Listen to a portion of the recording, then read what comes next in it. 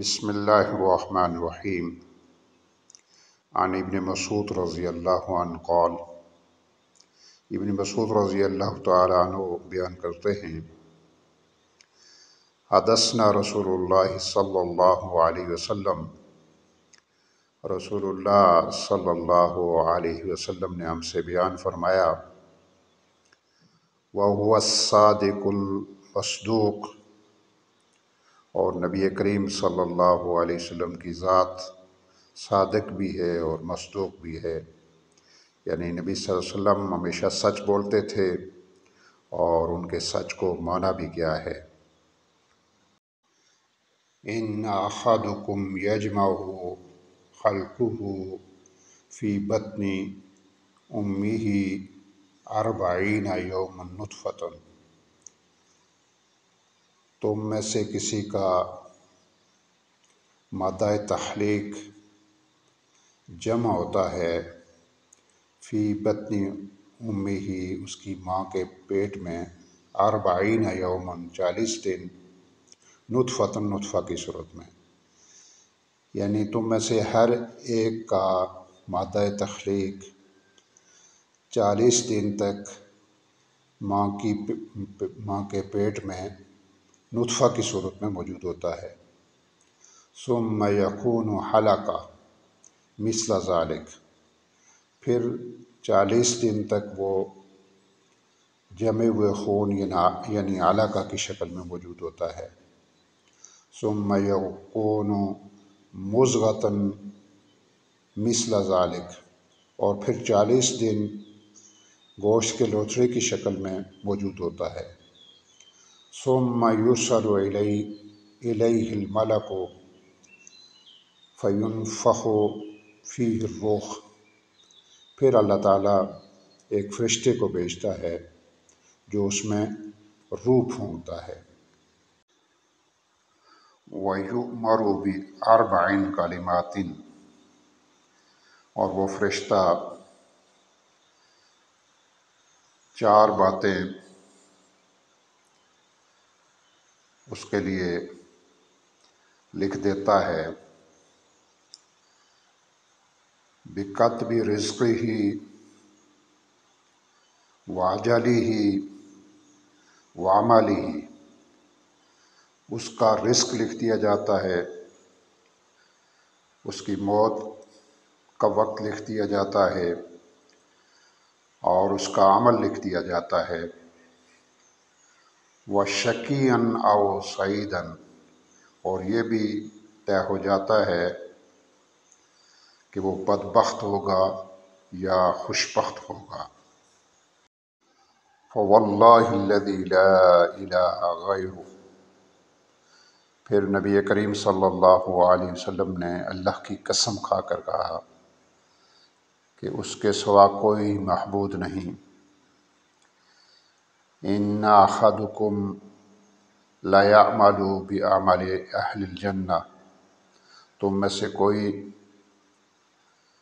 جنت والے اعمال کر رہا ہوتا ہے، حتی ما یکون بینہ وبینہا الا الذراع، یہاں تک کہ جنت اور اس کے درمیان ایک ہاتھ کا فاصلہ رہ جاتا ہے۔ فَيَسْبِقُ عَلَيْهِ الْكِتَابُ، اور اس پر اس کا لکھا ہوا غالب آ جاتا ہے۔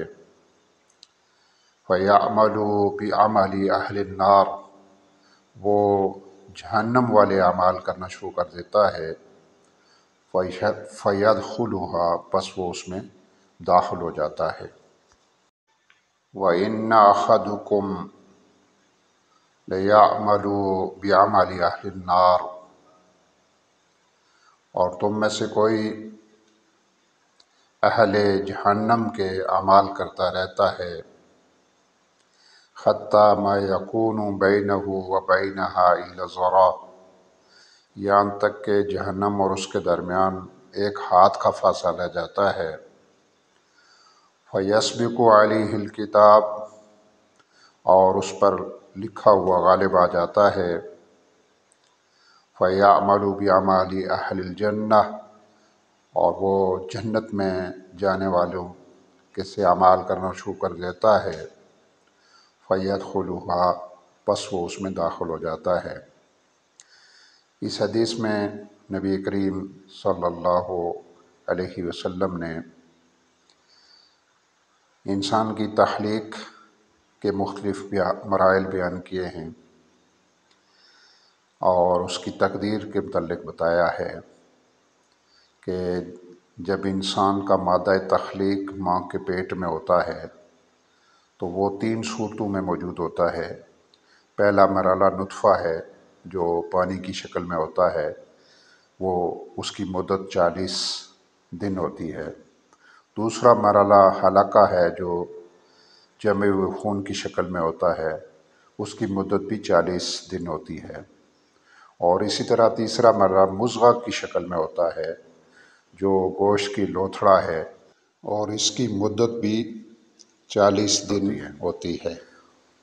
اس کے بعد پھر اللہ تعالیٰ جب 4 ماہ گزر جاتے ہیں تو ایک فرشتے کو بھیجتا ہے جو اس میں روح پھونکتا ہے، اور 4 چیزیں اس کے لیے مقرر کر دی جاتی ہیں۔ اس کا رزق مقرر کر دیا جاتا ہے، اس کی موت کا وقت مقرر کر دیا جاتا ہے، اس کا عمل مقرر کر دیا جاتا ہے، اور یہ بھی جب وہ لکھ دیا جاتا ہے کہ وہ خوش بخت ہوگا یا بدبخت ہوگا۔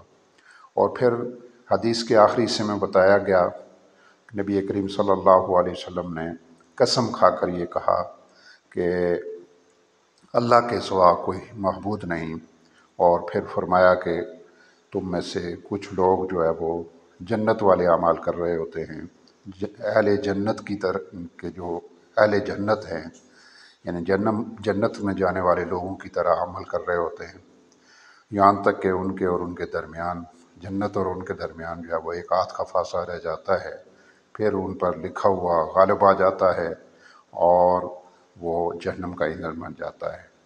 پھر اسی طرح کوئی تم میں سے کچھ لوگ جو ہے وہ جہنم والے اعمال کرتے رہتے ہیں، تو یہاں تک کہ جہنم اور ان کے درمیان ایک آدھ کا فاصلہ رہ جاتا ہے، تو پھر اس پر اس کا لکھا ہوا غالب آ جاتا ہے اور وہ کوئی ایسے عمل کرتا ہے، یعنی جنت والے اعمال شروع کر دیتا ہے، جس کے نتیجے میں وہ جنت میں چلا جاتا ہے۔ تو اس حدیث سے یہ واضح ہوا کہ ہمیں اپنے عمل پر اترانا نہیں چاہیے، ہمیں اللہ کا شکر ادا کرنا چاہیے اور اللہ سے ثابت قدمی کی دعا کرنی چاہیے، اور جو لوگ جو ہے وہ اہل جہنم والے اعمال کر رہے ہیں ان سے نفرت نہیں کرنی چاہیے، ان کو حقیر نہیں سمجھنا چاہیے، اس لیے کہ وہ ممکن ہے کوئی ایسا عمل کر لیں جس کے نتیجے میں وہ جنت میں چلے جائیں۔